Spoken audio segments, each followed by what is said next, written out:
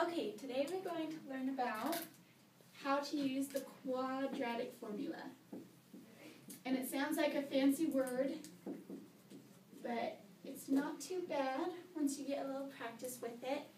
The reason we use the quadratic formula is the other day we learned how to factor, but it's not always possible to factor to work out really nicely.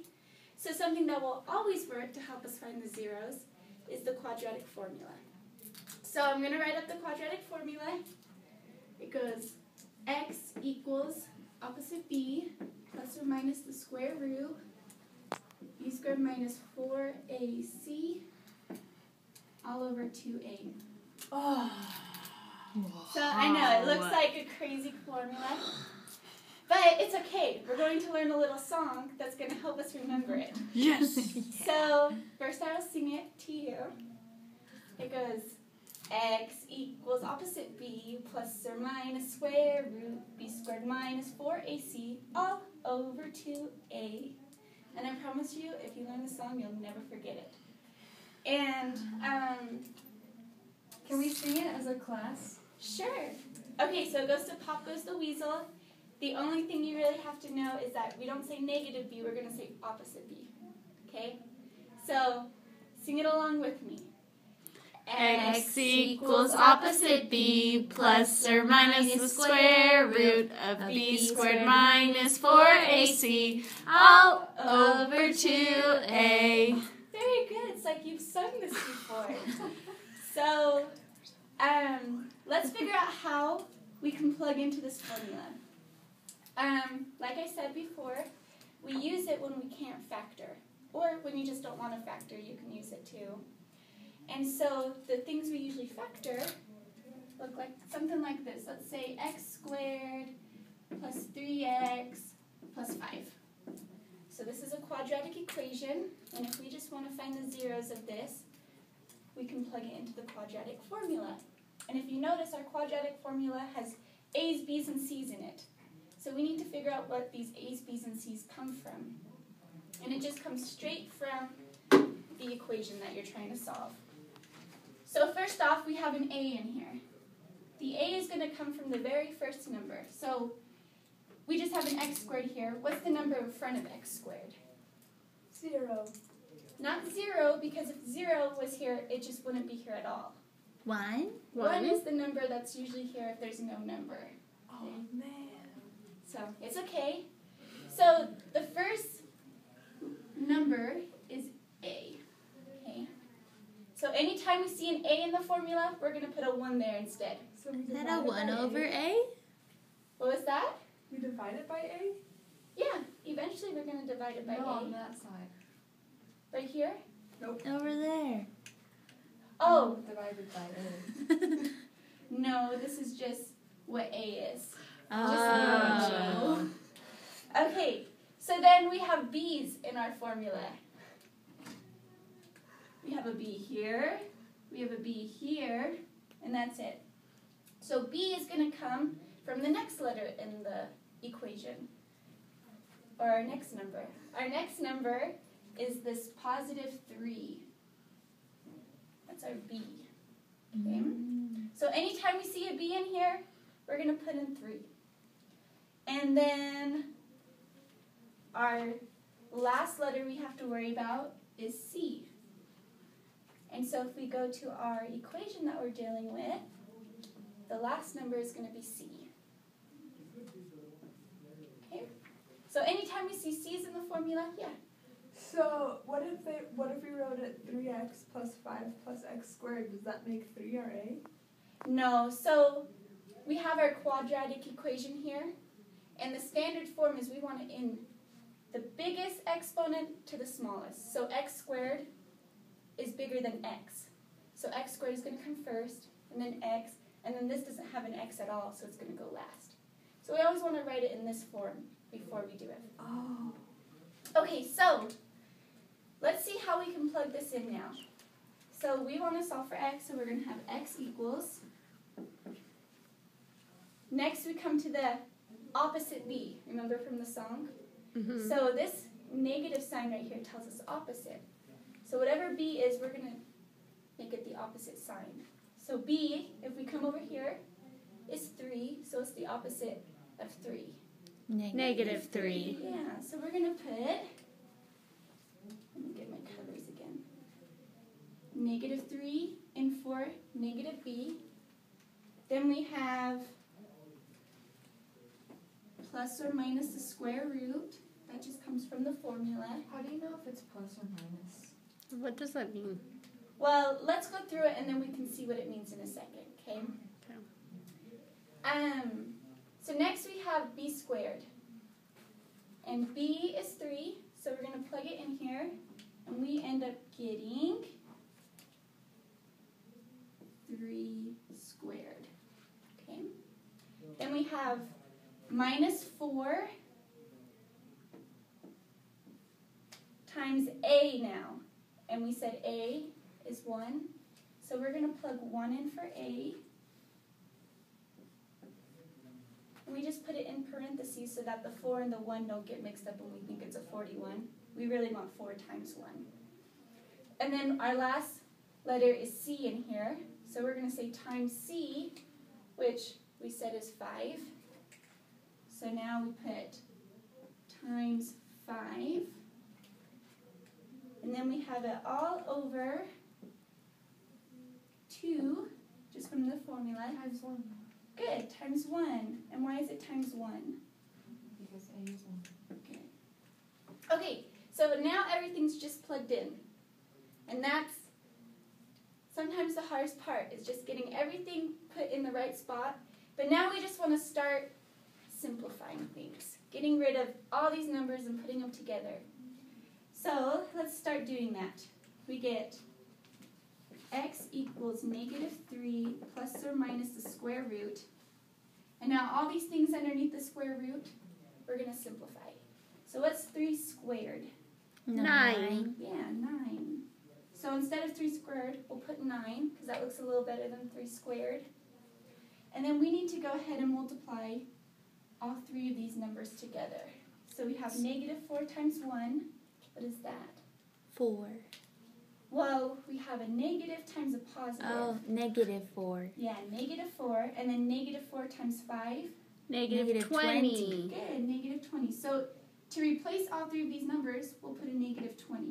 Because that's what they really are. And then that's all over 2 times 1, which, good, is 2. Oh, I did have that. Where did that come from? Okay, so Switch it to negative 5. now let's just take this through one more time and simplify it. Because we know what 9 minus 20 is. What is that? Negative 11. Oh, very good. Negative 11. So then we get negative 3 plus or minus the square root of 9 minus 20. And we know 9 minus 20 is negative 11 all over 2. And what do we do when there's a negative underneath the square root? Does anybody know? It's the I thing. Yeah, because we know we're never allowed to have a negative underneath the square root. That's bad. So we get rid of the negative, and then we can put an I, which accounts for the negative. Okay?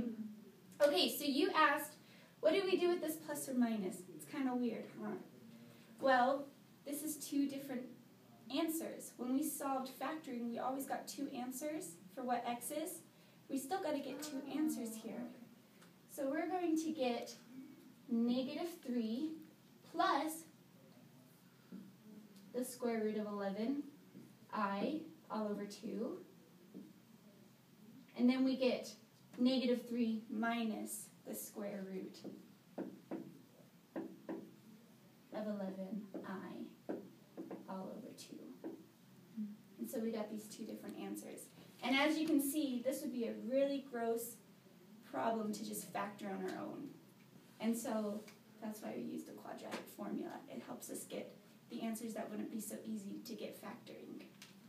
Okay. So how do we apply that to factoring? Well, sometimes you just can't factor. Well, what does it tell us, though? It tells us what our zeros are without factoring. So we know that x equals this and x equals this. but we didn't have to factor to get it. We just used the quadratic formula. Okay, let's try another example and see if we can get it a little bit better. What if it was -5 instead of +5? Oh, good question. Let's try an example like Where that. does that formula come from? Did you make it up? Nope. Teacher can't make up problems. Stacy. Or the formulas. I don't know where the formula comes from. Okay, so let's try an example where our b is already negative. Let's try 3x squared minus 4x plus 1.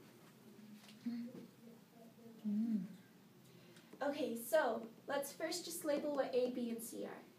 What is A?